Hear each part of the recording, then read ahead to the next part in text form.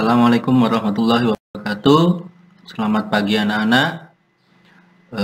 Karena kondisi saat ini sedang tidak memungkinkan untuk kita bertatap muka, maka saya hanya bisa memberikan materi berupa PowerPoint.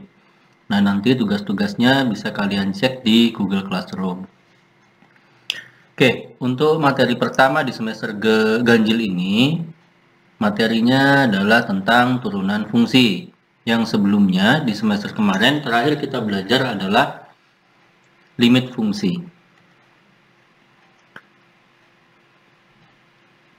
Ya, jangan lupa nanti absennya silakan kalian komen di YouTube ini.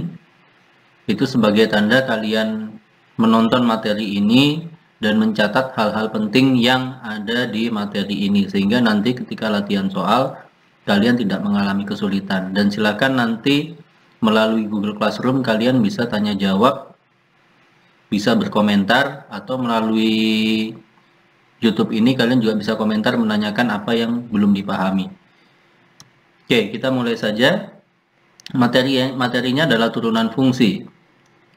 Nah, turunan fungsi itu biasa juga disebut dengan diferensial, yaitu fungsi lain dari suatu fungsi sebelumnya. Misalkan, tadinya adalah fungsi f, sekarang menjadi f aksen. Jadi hati-hati di sini untuk penulisan itu ada aksennya ya. Yang mempunyai nilai tidak beraturan, artinya nilainya tidak hanya pada satu nilai saja, nanti tergantung peubahnya. Konsep turunan sebagai bagian utama dari kalkulus dipikirkan pada saat yang bersamaan oleh Sir Isaac Newton, seorang ahli matematika dan fisika dari bangsa Inggris, dan Gottfried Wilhelm Leibniz. Nah, Leibniz ini nantilah yang memperkenalkan penulisan turunan fungsi. Beliau adalah ahli matematika dari Jerman. Dan nanti turunan ini banyak digunakan dalam geometri dan mekanika. Apa sih kira-kira penerapan atau fungsi dari turunan sendiri gitu ya? Jadi banyak sekali yang bisa digunakan dari turunan fungsi. Bidang ekonomi contohnya untuk menghitung biaya marginal, biaya total, total penerimaan. Dalam biologi itu untuk menghitung laju pertumbuhan organisme, fisika, kepadatan kawat, kimia, laju pemisahan, geografi, sosiologi untuk menghitung laju pertumbuhan penduduk, dan masih banyak lagi. Terus bagaimana sih dengan jurusan kalian sebagai teknik pengelasan, teknik alat berat, teknik sepeda motor, geologi pertambangan, kimia analisis, dan lain sebagainya? Silakan kalian coba cari. Nah, nanti silakan didiskusikan. Benar nggak sih di LAS itu memerlukan fungsi turunan sebuah fungsi atau tidak? Silakan nanti kalian cari. Nah, ini pengertian ini saya ambil dari Wikipedia. Sebelum kita mengerjakan turunan, ada beberapa aturan dasar yang harus nanti kalian pahami. Nah, ini tadi yang saya sampaikan di awal, Leibniz tadi yang memperkenalkan beberapa penulisan notasi untuk turunan fungsi. Ada yang menuliskan Y aksen, F aksen X, dy per dx, dfx per dx. Jadi ini nanti banyak sekali macamnya. Silakan nanti kalian berhati-hati menuliskannya.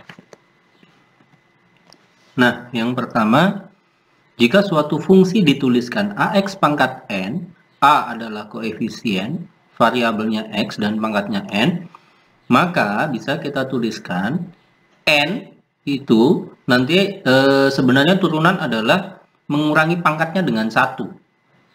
Sebelum kita kurangi pangkatnya dengan 1, maka N-nya kita harus kalikan dulu ke depan, atau kita kalikan dengan koefisiennya, sehingga F aksen X-nya menjadi N dikali AX pangkat N kurang 1. Yang berikutnya, jika Fx sama dengan K, di mana K adalah konstanta, maka turunannya adalah 0, karena dia tidak memiliki variabel.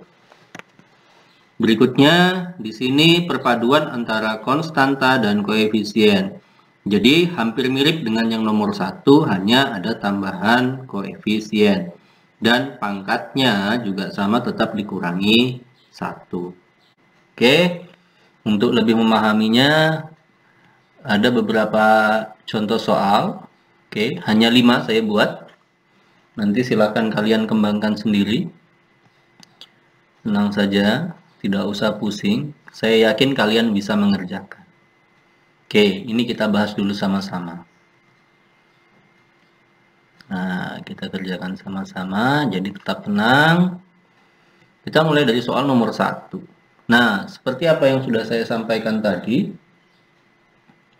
jika fx sama dengan 2, di mana 2 adalah konstanta dan dia tidak mempunyai variabel x, maka turunannya langsung saja tuliskan 0, selesai. Yang kedua, nah ini fungsinya tadi yang nomor 2, 4x tambah 3. 4x tambah 3, maka turunannya apa? Di sini memang dia tidak dituliskan pangkatnya, tapi kita tahu di sini adalah pangkat 1, maka di sini muncullah 1 kali 4 x pangkat 1 kurang 1. Kita tahu 1 kurang 1 pasti 0 ya. Semua bilangan apapun, x-nya mau diganti berapapun, jika dipangkatkan 0, hasilnya pasti 1, maka 1 kali 4 hasilnya adalah 4. Sedangkan 3-nya ini langsung 0 karena dia tidak punya variabel. Yang berikutnya, yang nomor 3, fungsinya x kuadrat kurang 2x tambah 1. Nah, ini satunya sudah otomatis 0. Oke, jadi jika pangkatnya adalah 1, di sini pangkatnya adalah 1, maka sebenarnya kita tinggal buang saja variabelnya. Nanti tersisa hanya konstantanya saja atau koefisiennya saja. Sedangkan yang ini 2 kalikan ke depan. Jika di sini variabelnya berpangkat 1, maka kita bisa coret saja sebenarnya nanti variabelnya, sehingga yang kita tuliskan hasil akhirnya nanti hanya koefisiennya saja.